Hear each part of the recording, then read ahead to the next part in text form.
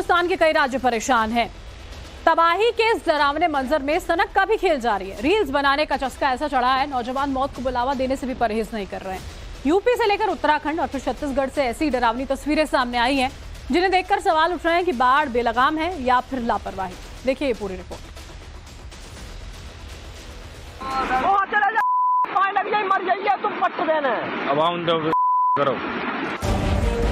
Reel की ऐसी सनक कि मौत से दो हाथ करने के लिए खतरनाक स्टंट। जल्दी बढ़िया यार धीरे धीरे। बाढ़ से पंगा लेने का पागलपन कि ओवर कॉन्फिडेंस ने बढ़ा दी टेंशन। सैलाब में लापरवाही ऐसी कि अपनी ही जान को घंटों तक जोखिम में डालने की जुर्रत।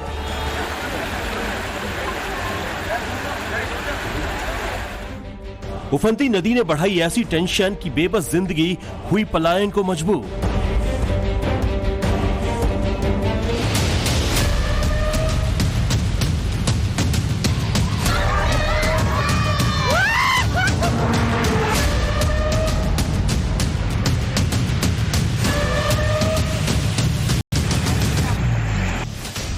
आधी जुलाई गुजर गई, आधी अभी बाकी है, मगर आसमान से बरस रही आफत लाखों हिंदुस्तानियों का बीपी बढ़ा रही है।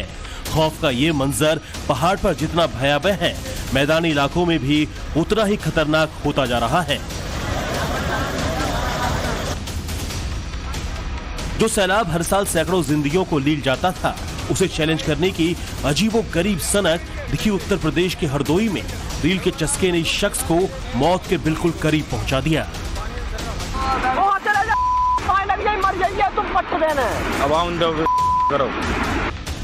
पानी के जिस तेज बहाव में पुलिया नहीं बच पाई, उस सैलाब को एक पाइप के जरिए पार करता दिख रहा ये शख्स, या यूं कहें गांव वालों के सामने 30 मारखा बनने के लिए जानबूझकर इसने इतना बड़ा रिस्क लिया। जल्दी बढ़िया बनाएंगे, जल्दी जल्दी बढ़िया यार धीरे धीरे, वहाँ पर पानी बहुत हो ना। पागलपन की इंतहा देखिए, लोग मना करते रहे मगर उसके बाद भी ये नहीं रुका। सोचिए अगर इसका बैलेंस बिगड़ता तो क्या होता। चंद मीटर नीचे उफान मारता हुआ पानी इसे ओझल करते देर नहीं लगाता। गनीमत थी कि इसके पैर पानी के तेज बहाव में फंसे नहीं, वरना इसकी हरकत ही इसकी जिंदगी पर भारी पड़ जाती। जल्दी बढ़िया। उफान मारती हुई इस नदी में कौन जानबूझकर उतरना चाहेगा, मगर पंगा लेने वालों की कमी थोड़े है। ताव ताव में इस शख्स ने ट्रैक्टर को उतार दिया और फिर जब बीच मझधार में फंसा तब समझ आया कि ओवर कॉन्फिडेंस कितना खतरनाक होता है। पानी के तेज बहाव में ट्रैक्टर फंसा तो लेने के देने पड़ गए। ड्राइवर किसी तरह कूदकर भाग गया। इस पर बैठा ये दूसरा शख्स भी जान बचाने के लिए जुगाड़ लगाने लगा। वहां मौजूद लोगों ने किसी तरह मदद की, वरना अंदाजा लगाना मुश्किल नहीं कि छत्तीसगढ़ के गरियाबंद में सैलाब सब कुछ बहा ले जाने पर आमादा है। कुछ ऐसी तस्वीर छत्तीसगढ़ के धमतरी में नजर आई। यहाँ सोडूर नदी को पार करने के चक्कर में ट्रैक्टर ड्राइवर फंस गया।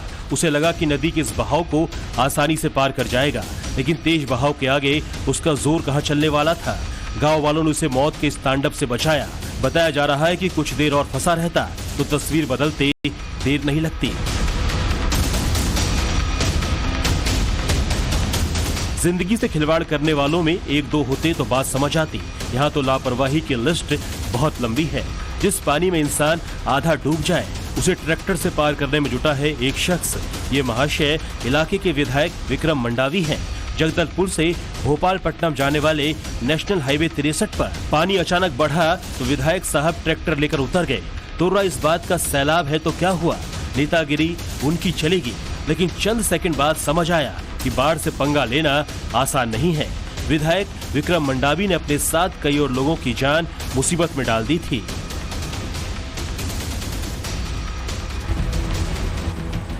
इस तस्वीर में आपको कार नजर आएगी। इस कार का क्या हुआ? इस सवाल का जवाब जानने से पहले ये समझिए कि आखिर कार यहाँ पहुंची कैसे। हल्द्वानी के देवखड़ी नाला को पार करने की कोशिश की तो उसमें कार बहने लगी। किसी तरह बैक गियर लेकर मुसीबत को टाला, मगर फिर से ऐसी ही जुर्रत की गई। पुलिस प्रशासन ने लाख पनाह किया, उसे ये बताया कि 5 दिन पहले इसी नाले में बहकर एक शख्स की मौत हो चुकी है, लेकिन कार ड्राइवर खुद को सैलाब एक्सपर्ट समझ बैठा। दूसरी कार भी इसी तरह वहां आई और उसने भी वही गलती दोहराई। कार जैसे जैसे आगे बढ़ी वैसे वैसे संतुलन बिगड़ने लगा और फिर काफी देर के बाद समझ आया कि जान बचाने से बेहतर कुछ भी नहीं।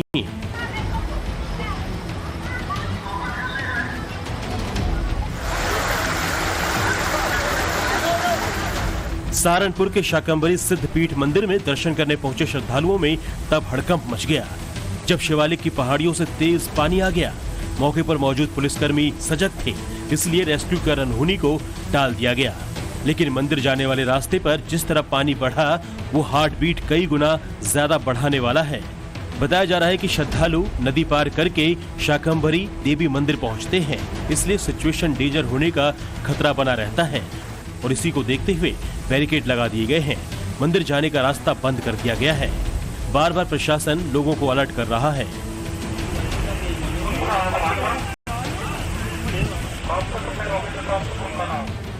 कानपुर में गंगा नदी बढ़े हुए जलस्तर के साथ आकार ले रही है और आलम यह है कि नदी के किनारे घाटों पर पानी का बसेरा हो गया है। निचले इलाकों में पुरोहितों और नाविकों ने जो अस्थायी ढांचे बनाए थे वो सब जलमग्न हो गए। प्रशासन ने गोताखोरों की तैनाती के साथ जल पुलिस तैनात कर दी गई है।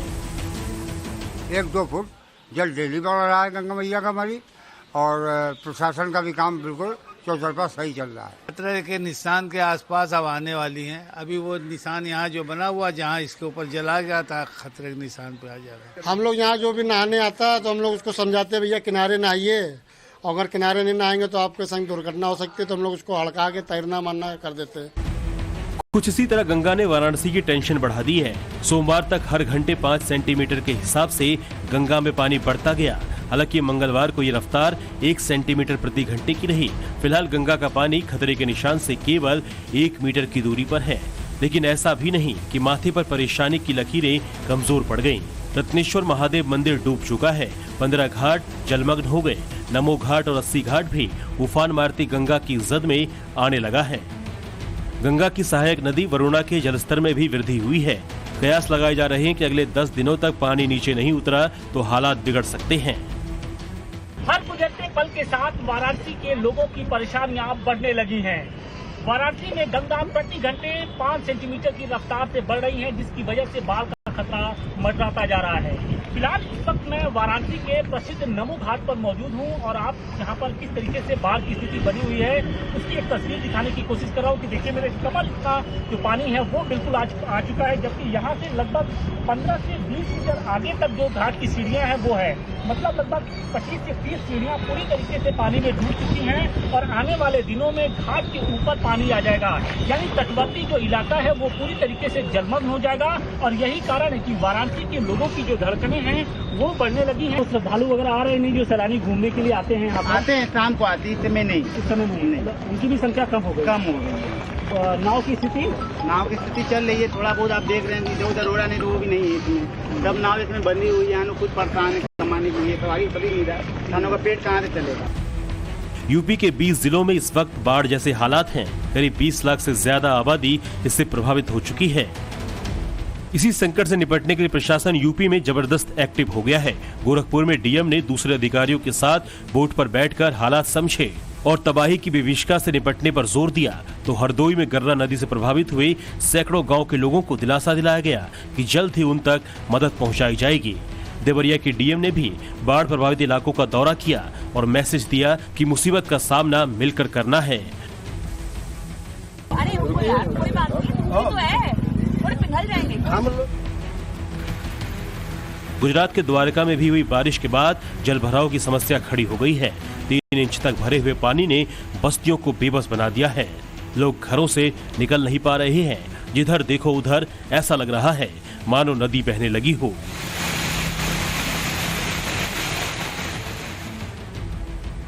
बिहार के फारबिसगंज में सैलाब से ढहा ये पुल एक साथ कई सवाल उठा रहा है।